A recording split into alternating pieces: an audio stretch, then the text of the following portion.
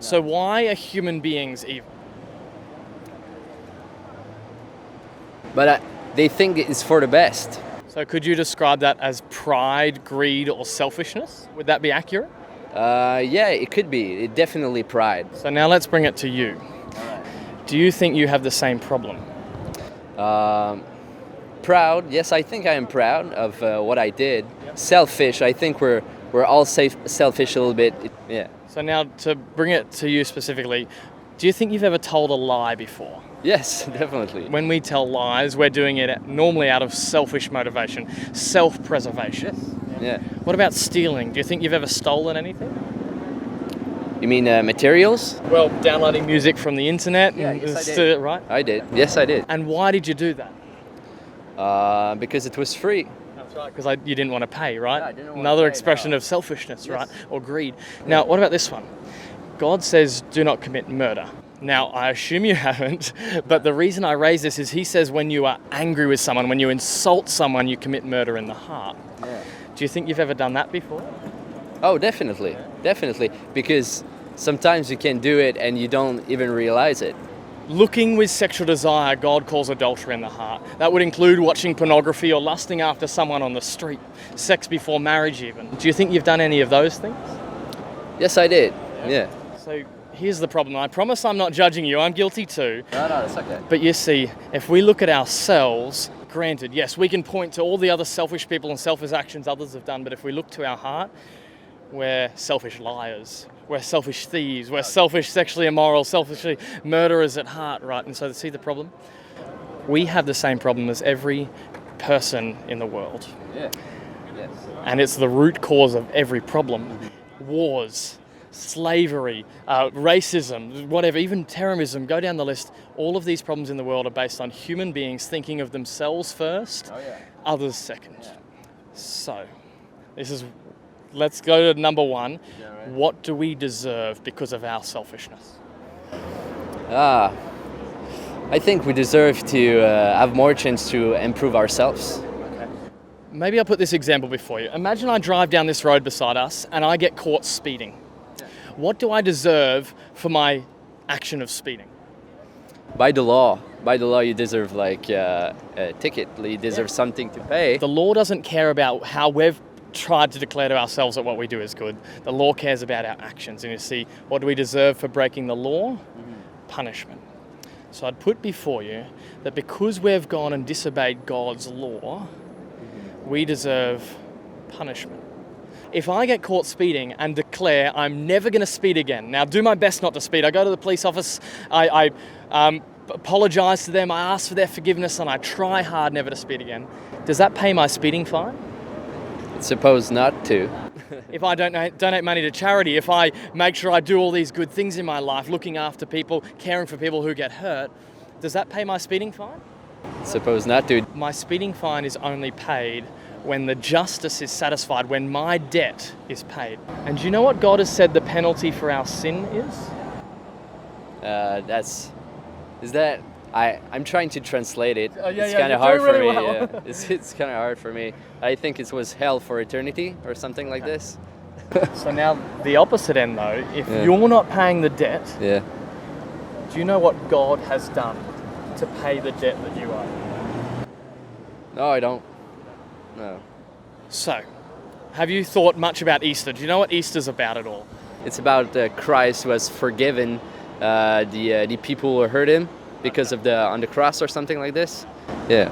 That's pretty close. Okay. Jesus is not just forgiving those who punished him on the cross. We deserve justice. We deserve to go to hell. But God displayed his love in that instead of punishing us, he paid the penalty we deserve. And now he offers it to us not because we deserve it, but as a free gift of love. So let me ask you, how do you receive a gift? That someone give it to us, yeah.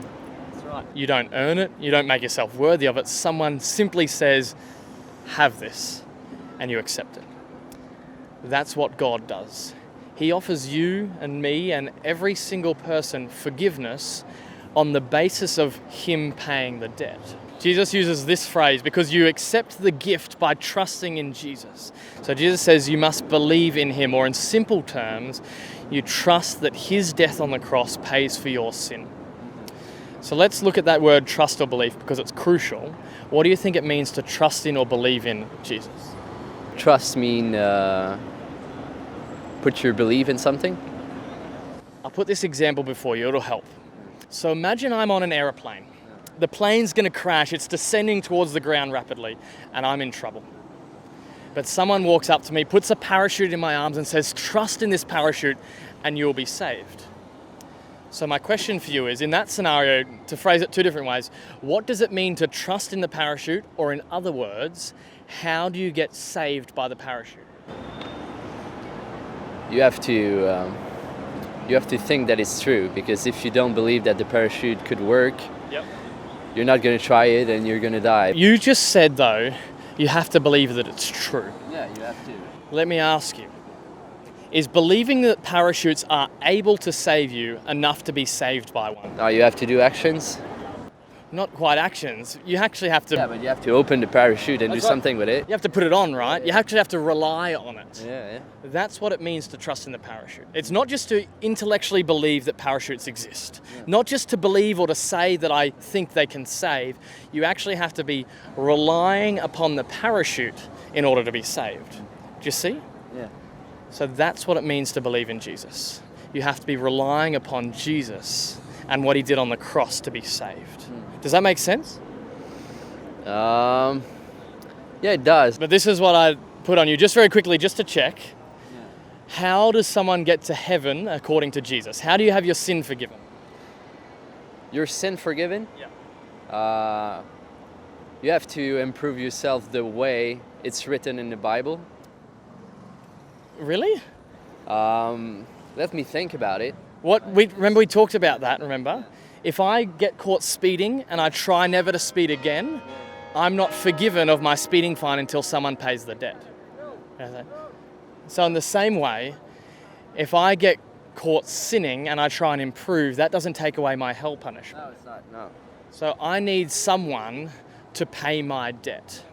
If it's the kind of way you're thinking, like, it can get worse, because like we don't give a damn about like if we're acting in a bad way or in a good way, because we're going to be forgiven anyway. Okay, good. That means you understand the first part, but let me ask you this. So put this scenario before you. You're in a house that catches on fire and you're stuck inside, but a fireman comes and rescues you and he pulls you out of the blaze. Do you think you're going to want to run back into the house, or do you think you want to light his truck on fire?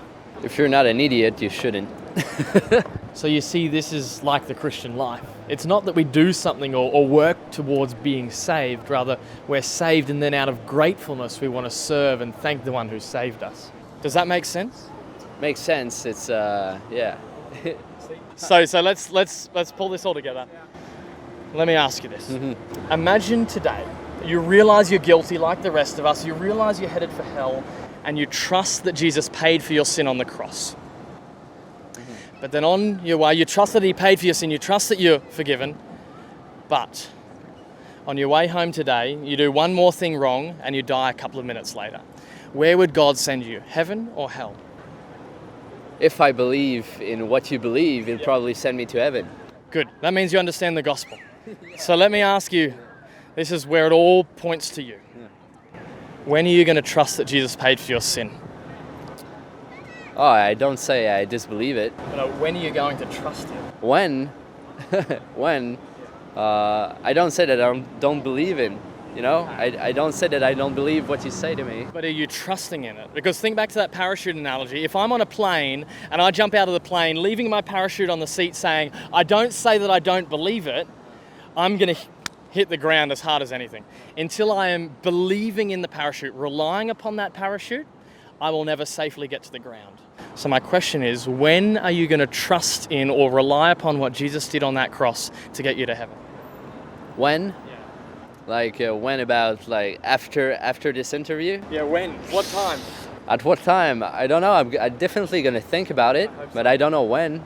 Okay. Like I think you doing this interview is a good start for me to think about it, because I agree. I born I born in a religious movement, and we do believe in Jesus, but in a different way. Right, yeah. In a different way, you know. So I'm gonna think about it. I wanted to start reading the Bible I hope so. because, like, I think everyone should, even if you're not religious. Everyone should.